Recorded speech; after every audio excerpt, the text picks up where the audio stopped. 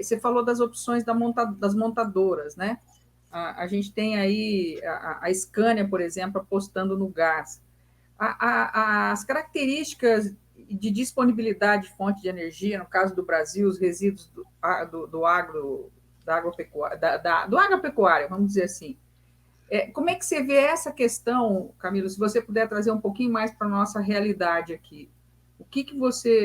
Como é que você visualiza essas opções que você apresentou, considerando a disponibilidade de matrizes energéticas no Brasil? Fundamental. Ela é fundamental, né? Os trabalhos que a gente tem visto da Scania, eles definem uma tendência importante, e é uma tendência importante alinhada com o que está sendo mostrado, feito na Europa. Eu me lembro na IAA de 2016, a Scania já dava a indicação dos veículos com qualquer tipo de biogás, né, ou de elementos recicláveis ou renováveis de gás, e também a Iveco. E essa tendência hoje no Brasil é extremamente forte, com trabalhos que a gente já está vendo o caminhão rodando, etc. Na verdade, seja a base de gás natural, seja a base de algum biogás proveniente de biomassa, etc., isso já é um trabalho de pesquisa antigo. Tem muita gente que já montou motor a gás para caminhão, tem muita gente que faz o retrofit do motor para gás, tem a possibilidade de rodar com dois tipos de combustível. Então, as características do gás, oriundo do gás natural, ou as características do gás, oriundas da biomassa, do ponto de vista de hardware, do ponto de vista da composição fundamental do caminhão, ela é muito parecida. Um motor, monobloco, um bloco fundido, todo o sistema de calibração que vai lá. Qual que é a diferença? Os limites térmicos e de eficácia de cada tipo de gás e a sua calibração. O fato é, para um país como o Brasil, que tem uma biomassa maravilhosa, né? A gente vê aí a riqueza do agro e tudo que o agro produz. E um desperdício, gente, até a folha que fica na plantação, né? Ou até o bagaço, depois da reciclagem, da transformação da cana-de-açúcar em açúcar ou em combustível, é tudo energia, né? E essa energia, podendo tratar essa energia de forma a transformá-la em algo que possa ser usado para o caminhão, para o transporte, é algo fundamental. A gente começou a levar a sério essa história. Se a gente olhar bem, a própria recompostagem que a gente tem, né, na fazenda ou na lavoura, que você pega os dejetos de alimento de qualquer parte de uma roça lá, de uma de uma de um sítio, e você coloca isso de volta para adubar a terra, é uma parte do processo de reciclagem que agora a gente vai usar como fonte energética. Fundamental, inclusive, para a transição, porque há uma indústria estabelecida, já há uma indústria de gás estabelecida, já há uma indústria. Então, à medida que a gente reaproveita isso no campo, à medida que a gente reaproveita isso nas grandes cidades, porque até o dejeto das grandes cidades pode se transformar em biomassa e extrair o gás disso, né, o biometano, seja lá o que for, é fundamental. A sutileza é em como você prepara, como você calibra, porque assim, o processo de calibragem, seja de você sair da biomassa e transformá-la num gás de fonte renovável, depende de investimento, depende de uma indústria que está sendo estabelecida, com vários projetos, Raizen, vários projetos acontecendo. A partir disso, pegar aquele insumo que é o extrato de uma determinada indústria e levar ele para dentro do motor, é um outro processo de calibração. Tem que ter um pouco de investimento, tem que ter um pouco de laboratório, tem que ter um pouco de P&D, mas vai acontecer. E à medida que ele vai acontecer para quem decidir, num determinado tempo, com uma determinada regionalidade, com um determinado custo. O custo vai definir o valor de mercado, e aí o consumidor, que no fundo a gente tem que falar da cadeia toda, né? O consumidor final é ele que vai decidir o que ele vai comprar.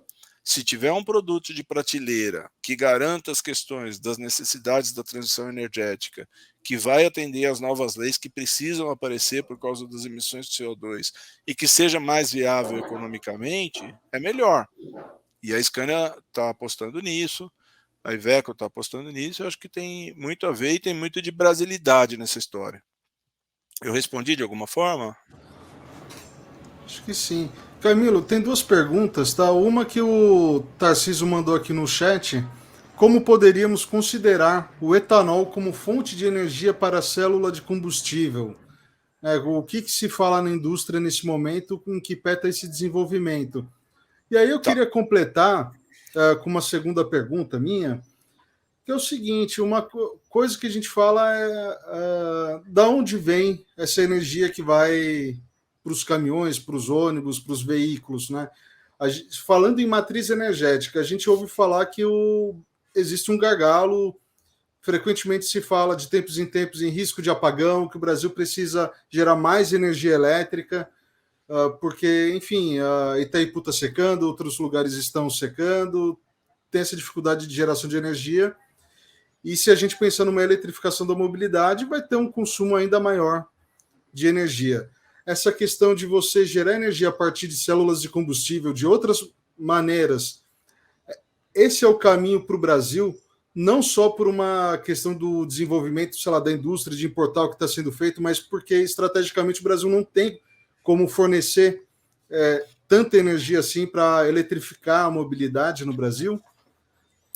Tá, vamos separar as duas perguntas. Eu vou responder uma por vez, porque elas trazem, elas envolvem temáticas importantes e diferentes, né?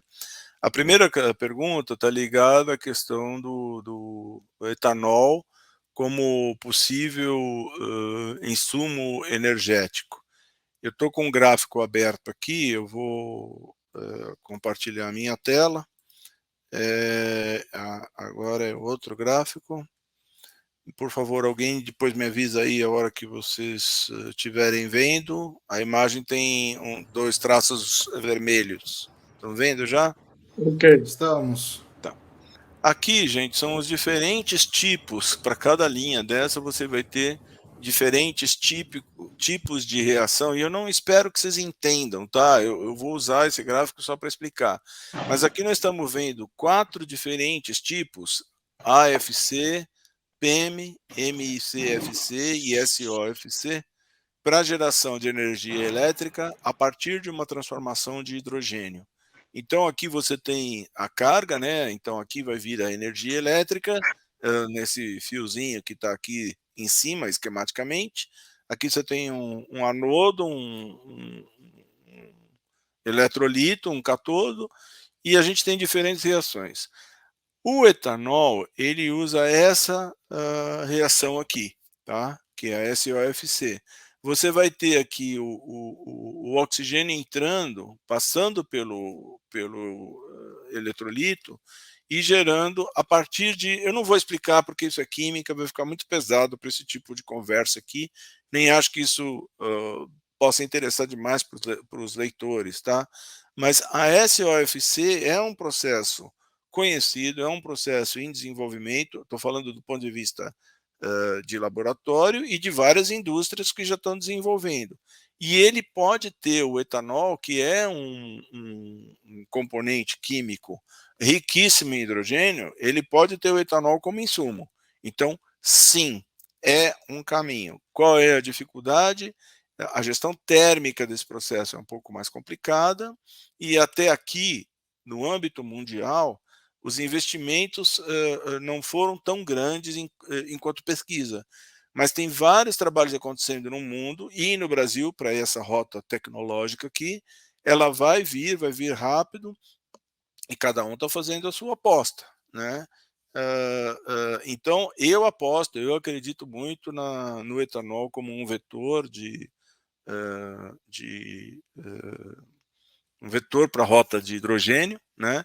E mais, eu acredito que o hidrogênio brasileiro ou a energia sustentável que a Europa, principalmente a Alemanha, está vindo comprar no Brasil e que precisa chegar até lá, eu vou entrar depois agora na pergunta do Gustavo, da abundância ou da carência de energia elétrica para eletrificar toda a mobilidade, é um problema ainda maior na Europa. É um problema maior na Europa, primeiro, porque eles têm menos disponibilidade de energia elétrica de fontes renováveis e porque eles estão indo mais rápido e de maneira mais massiva para uma eletrificação.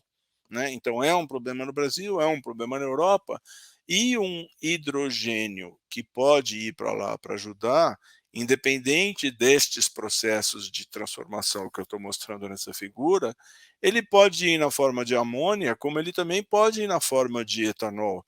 Ter navios tanque com etanol levando hidrogênio, né, o etanol como vetor de hidrogênio para a Europa, também seria uma solução. O problema é que há uma série de questionamentos políticos, tem na Europa a imagem de que o uso da terra no Brasil para a agricultura também está emitindo CO2, e aí tem toda uma narrativa que a gente precisa avaliar, discutir, explicar, porque no momento nenhum europeu está preocupado ou querendo comprar o nosso etanol como vetor de hidrogênio, por causa dessa questão da mudança do uso da terra. Resumindo, para a primeira pergunta, dá para fazer de etanol, tem muita pesquisa acontecendo, tem muitas universidades brasileiras pesquisando, tem pesquisa internacional, é uma das rotas super importantes e o Brasil precisa investir nisso, ok? Agora eu vou para a questão da malha. A gente precisa ver o nosso paradigma, o nosso viés, né? Pessoas que vivem no Brasil e que têm aí mais de 40 ou 50 anos de idade, cresceram numa realidade de grandes hidrelétricas, né? Eu me lembro, aos 16 anos de idade, eu peguei um ônibus, saí de São Paulo, eu fui até Sete Quedas, no penúltimo dia que ia haver o fechamento do parque de Sete Quedas, porque o lago de Itaipu ia começar a subir.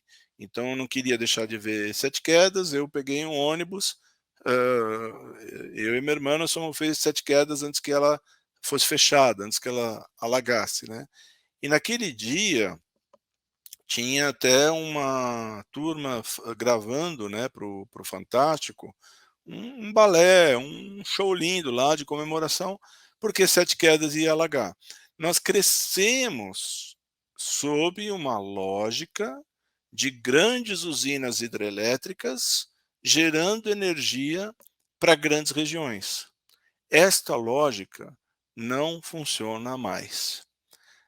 Acontece que esta lógica, e essa lógica depende de um grande lago, de uma grande transformação energética dentro de uma hidrelétrica, de uma transmissão de energia de alta tensão e longa distância, de você transformar depois essa energia em baixa tensão para uma distribuição regional, e na hora que o sistema está lá todo interligado, se uma dessas fontes cai, se uma Furnas, se uma Itaipu, ou seja lá o que for, cai, separa o sistema inteiro.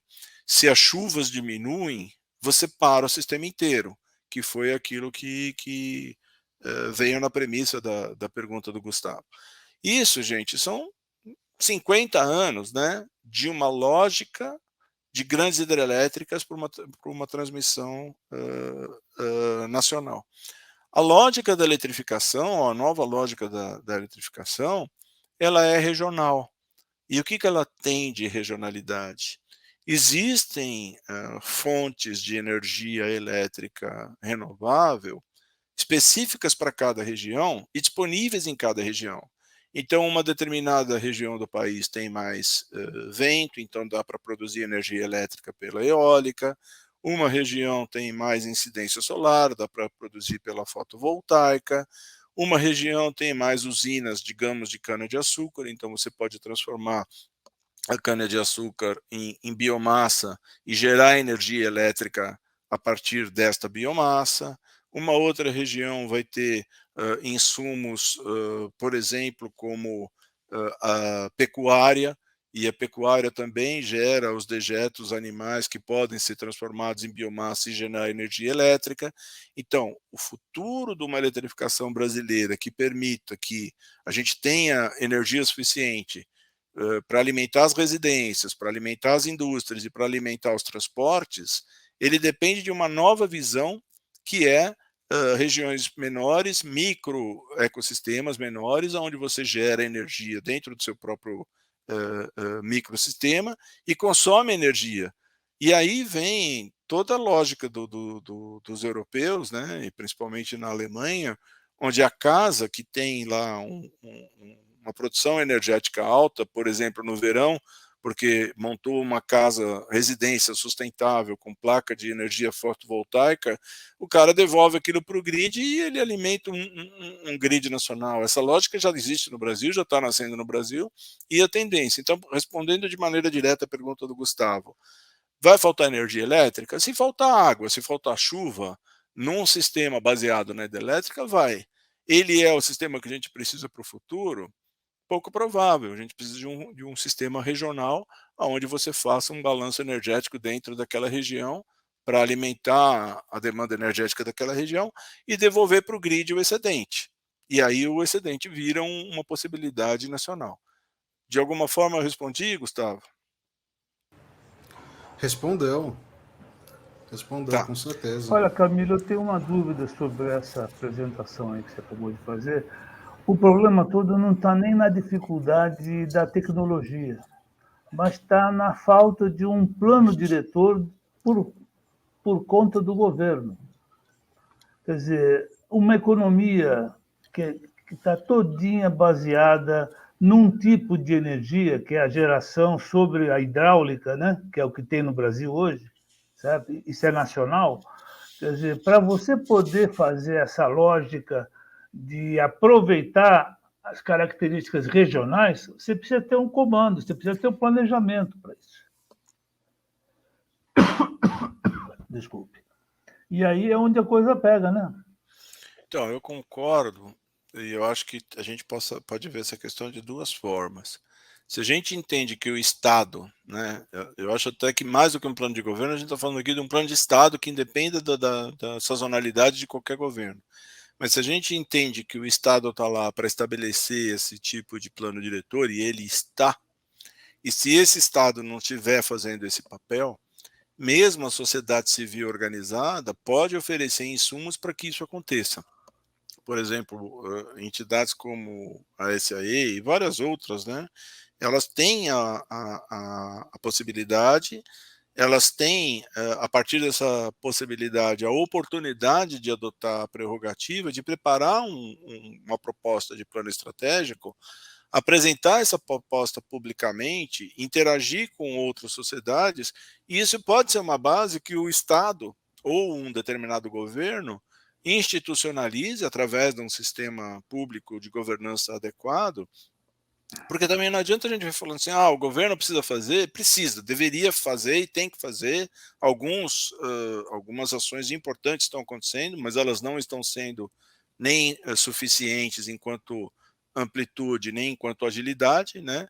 Mas a gente também não pode ficar simplesmente esperando que se faça, porque a gente tem conhecimento, a gente tem capital intelectual, seja nas universidades, seja nos institutos de pesquisa, seja nas entidades civis organizadas, seja mesmo na indústria. Então, eu acho que todo mundo deveria se unir para poder fazer essa mudança e depois o Estado vai lá e institucionaliza, dentro das regras democráticas de institucionalização.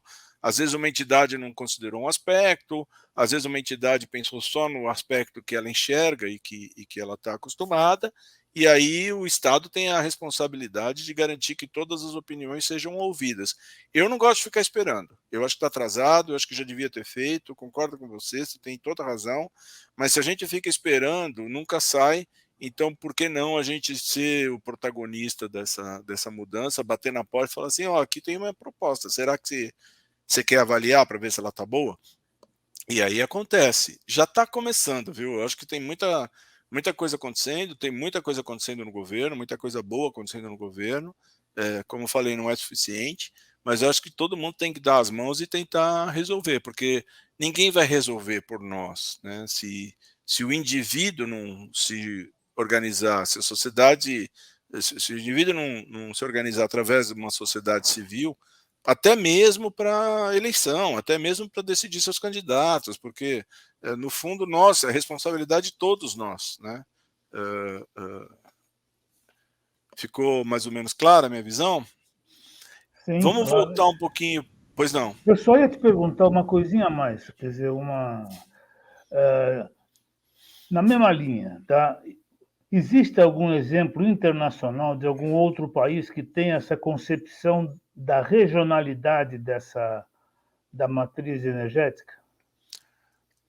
Que possa servir de referência? Todos os países desenvolvidos cuja estratégia não foi a geração em grandes quantidades. Então, tem exemplos, sim, principalmente nos países europeus, que são países menores e que, ao longo da sua história, enquanto ainda não eram União Europeia, etc., e existem tendências importantes em função do conhecimento do próprio país. Por exemplo, muita gente na França trabalha e acredita na possibilidade de intensificar novamente a energia nuclear.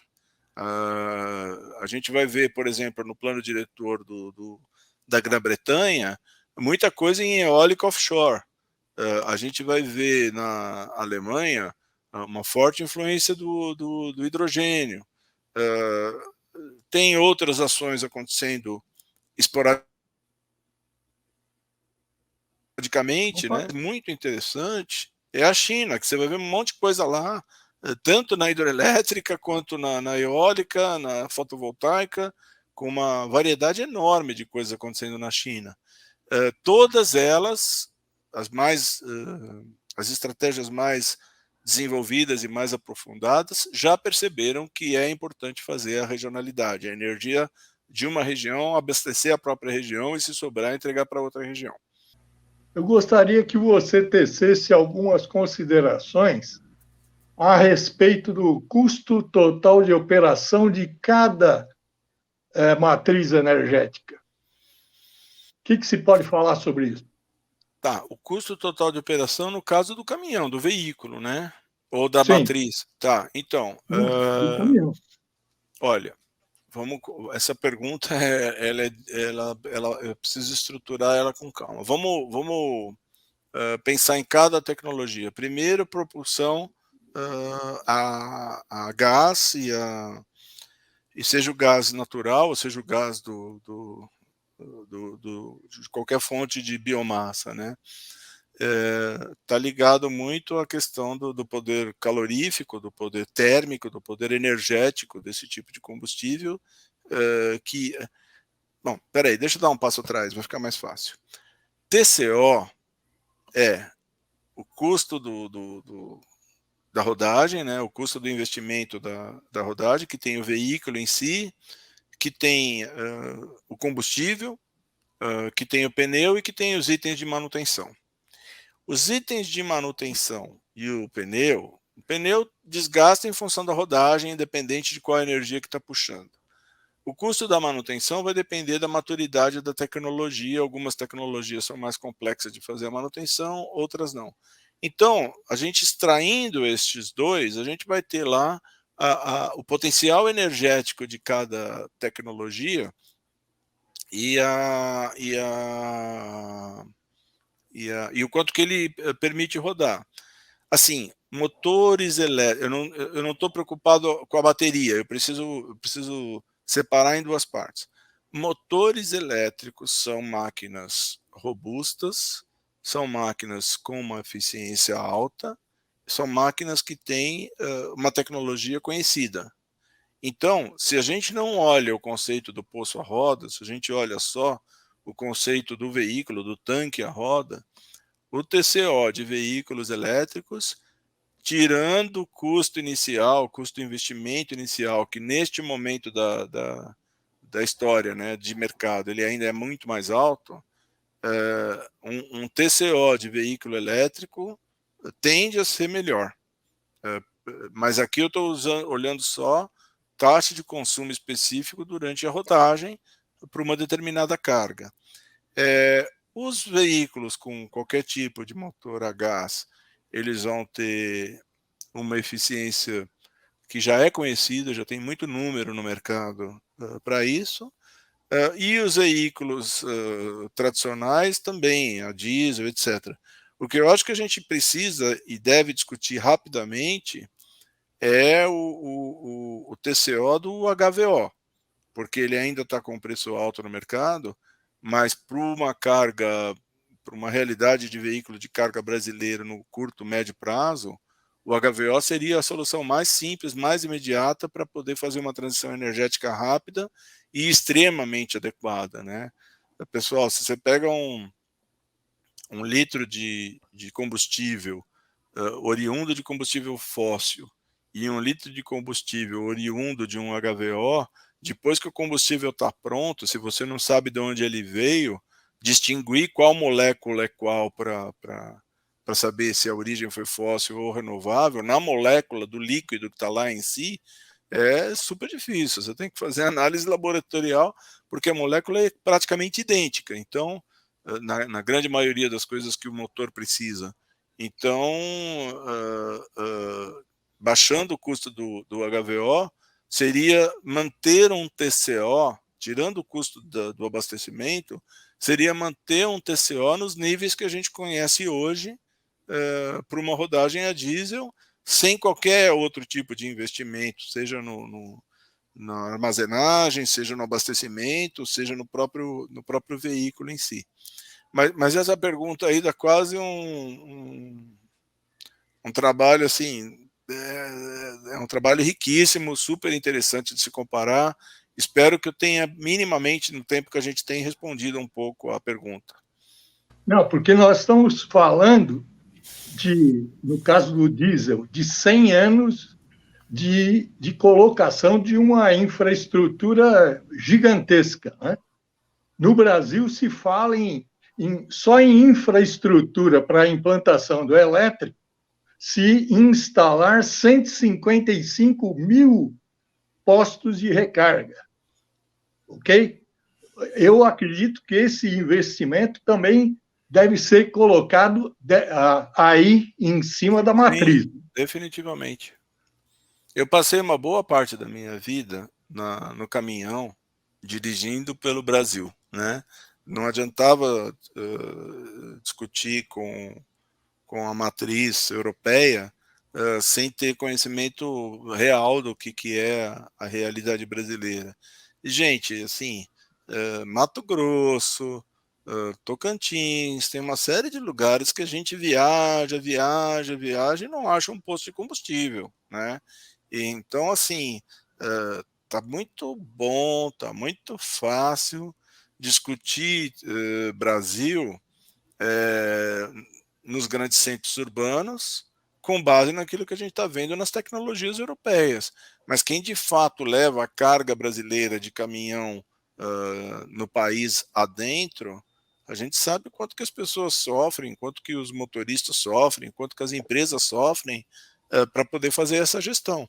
Então, esse ponto da eletrificação é fundamental e ele tem que ser levado em consideração, sim, no plano estratégico de investimentos do próprio TCO.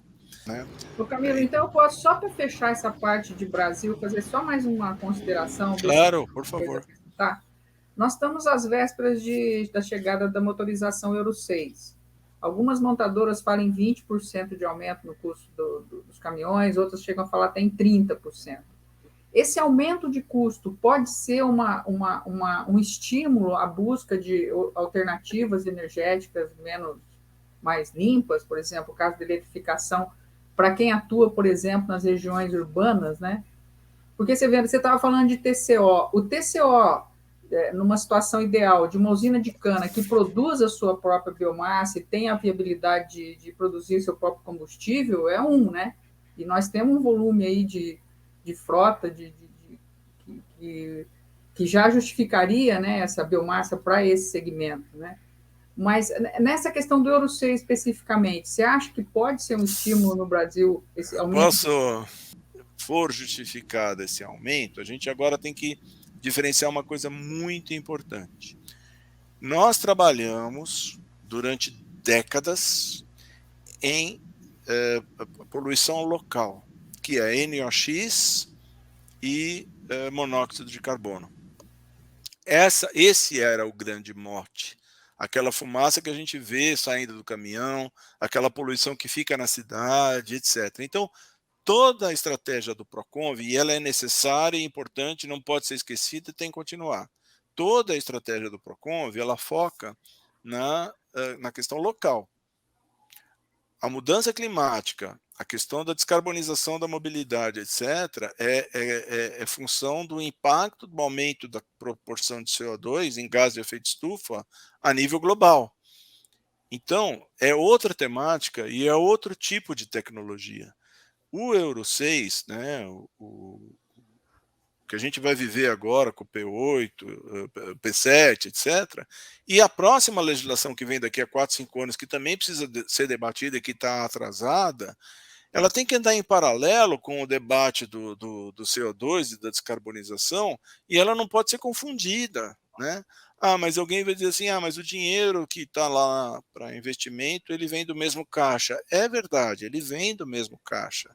Mas não adianta a gente falar assim, olha, então assim, a pergunta eu transformaria da seguinte forma, vamos pagar 20% a mais no Euro 6 para a gente viabilizar os desenvolvimentos tecnológicos necessários para melhorar a questão do CO2 equivalente para